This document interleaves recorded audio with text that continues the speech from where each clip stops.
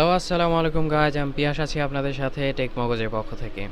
হাজির হয়ে গেলাম আপনাদের সামনে স্যামসাং গ্যালাক্সি A32 ফোনটির একটি ফুল রিভিউ নিয়ে। সো বাংলাদেশে ফোনটি লঞ্চ হয়েছে কিছুদিন আগেই। সো বাংলাদেশে প্রাইসে এই ফোনটি ধরা হয়েছে 26,999 টাকা, যেটি 27,000 টাকা।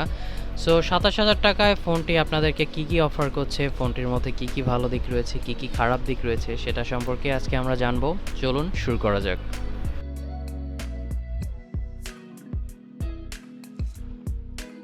প্রথমে আসি ফোনটির আনবক্সিংয়ে আমরা প্রথমে পাচ্ছি একটি বক্সের ভেতরে ইউজার ম্যানুয়াল, এবং এরপরে আসে স্যামসাং গ্যালাক্সি A32 ফোনটি। এরপরে পাচ্ছি আমরা একটি টাইপ সি কেবল, 15 ওয়াটের ফাস্ট চার্জার এবং সিম ইজেক্টর পিন। ফোনটিতে কোনো রকম কেস দেওয়া হয় নাই।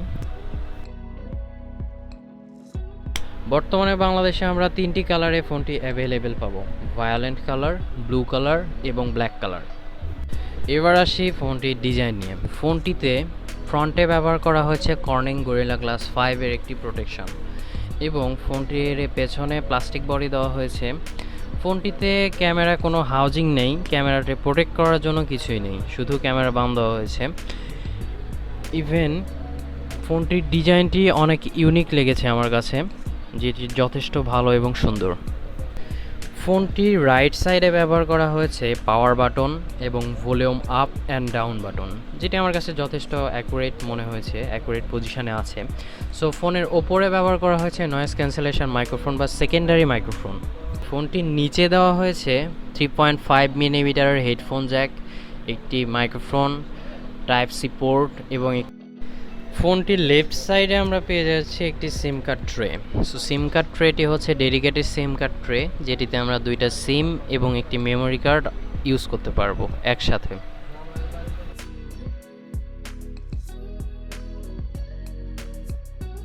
এবার আসি ফোনটির স্পিকার নিয়ে। ফোনটির স্পিকার আমার কাছে যথেষ্ট লাউড মনে হয়েছে, যথেষ্ট সুন্দর সাউন্ড প্রোভাইড করছিল স্পিকারটি দিয়ে।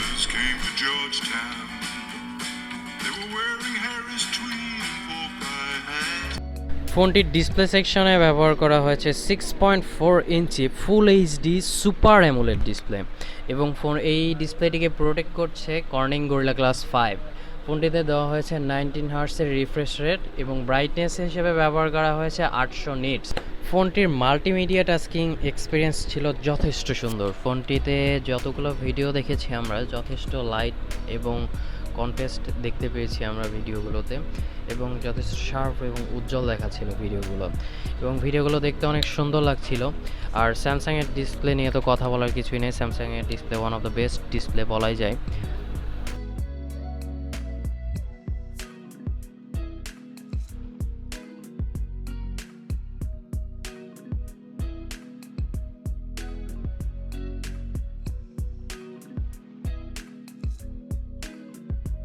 ফোনটিতে ব্যবহার করা হয়েছে ইন ডিসপ্লে ফিঙ্গারপ্রিন্ট স্ক্যানারটি যথেষ্ট অ্যাকুরেটলি নোকটি ধরে নিতে পারছিল, বাট একটু স্লো মনে হয়েছে আমার কাছে, তবে চালিয়ে নেওয়ার মতো। এবার আসি ফোনটার ক্যামেরা সেকশনে। ফোনটিতে ব্যবহার করা হয়েছে 4টি ক্যামেরা, তার মধ্যে 64 মেগাপিক্সেলের হচ্ছে প্রাইমারি ক্যামেরা, যার অ্যাপারচার f1.8, 8 মেগাপিক্সেলের একটি আলট্রা ওয়াইড ক্যামেরা ব্যবহার করা হয়েছে, যার অ্যাপারচার f2.2, এবং 5 মেগাপিক্সেলের একটি ডেপথ সেন্সর এবং একটি ম্যাক্রো সেন্সরই ব্যবহার করা হয়েছে। ফোনটিতে সেলফি ক্যামেরা হিসেবে ব্যবহার করা হয়েছে 20 মেগাপিক্সেলের একটি ক্যামেরা, যার অ্যাপারচার f2.2। এই ক্যামেরা দিয়ে ডে টু ডে ইউজে আমরা অনেকগুলো ছবি তুলেছি, ভিডিও করেছি ডেতে এবং নাইটে। সো ক্যামেরা স্যাম্পলগুলো আপনাদের সামনে তুলে ধরলাম, দেখে নিন।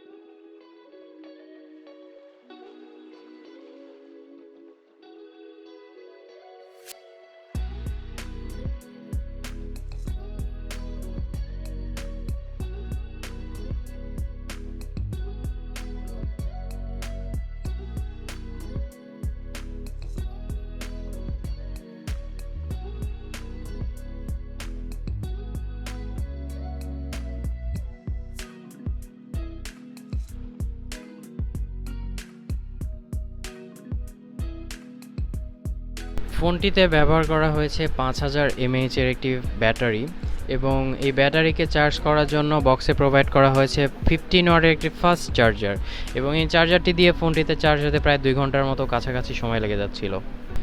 কানেক্টিভিটির কথা বলতে গেলে আপনারা এটাতে পাচ্ছেন ডুয়েল ব্যান্ড ওয়াইফাই, ব্লুটুথ 5.0 এবং ডুয়েল 4G ভোল্ট। ফোনটিতে ব্যবহার করা হয়েছে মিডিয়াটেকের হেলিও G80 প্রসেসর এবং এই ফোনটি মাত্র একটি ভেরিয়েন্টই পাওয়া যাবে, সেটি হচ্ছে 6128GB ভেরিয়েন্ট। ফোনটি রান করছে স্যামসাংয়ের লেটেস্ট UI 3.1 এর উপরে অ্যান্ড্রয়েড 11। ফোনটির বেঞ্চমার্ক স্কোর যদি আমরা দেখি তাহলে এই বাজেটের অন্যান্য ফোনের তুলনায় এই ফোনটির বেঞ্চমার্ক স্কোর অনেক কম বলা যায়।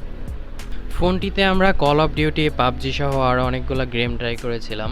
কল অফ ডিউটি হাই গ্রাফিক্সে খেলা যাচ্ছিল, পাবজি মিডিয়াম গ্রাফিক্সে খেলা যাচ্ছিল, তেমন একটা ল্যাগিং ইস্যু ফেস করি নাই আমরা, তবে মাঝে মাঝে ল্যাগ করতেছিল ফোনটি।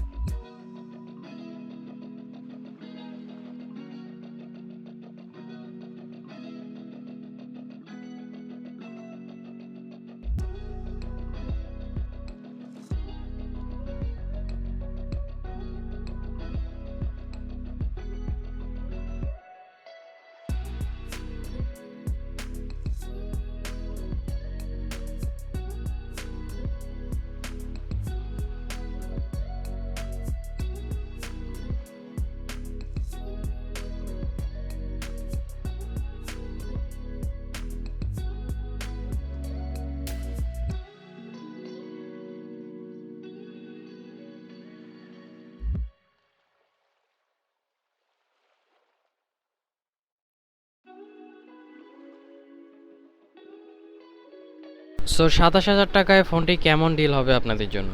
যারা ডে টু ডে ইউজ করতে চান তাদের জন্য এই ফোনটি অনেক ভালো হবে, বাট যারা গেমার আছেন তাদের জন্য এই ফোনটি আমি সাজেস্ট করব না, বিকজ এতে তেমন একটা ভালো প্রসেসর ইউজ করা হয় নাই এবং এতে ভালো একটি চার্জারও দেওয়া হয় নাই। এটি মাত্র 15 ওয়াটের একটি ফাস্ট চার্জার দেওয়া হয়েছে, যেটিতে আপনারা ফোনটিকে চার্জ দিতে অনেক টাইম ব্যয় হবে। সো ভিডিওটি কেমন লাগলো জানাবেন আমাদেরকে, সাবস্ক্রাইব করে পাশে থাকবেন, ভিডিওতে লাইক করবেন, কমেন্ট করবেন এবং শেয়ার করবেন। সো ধন্যবাদ সবাইকে।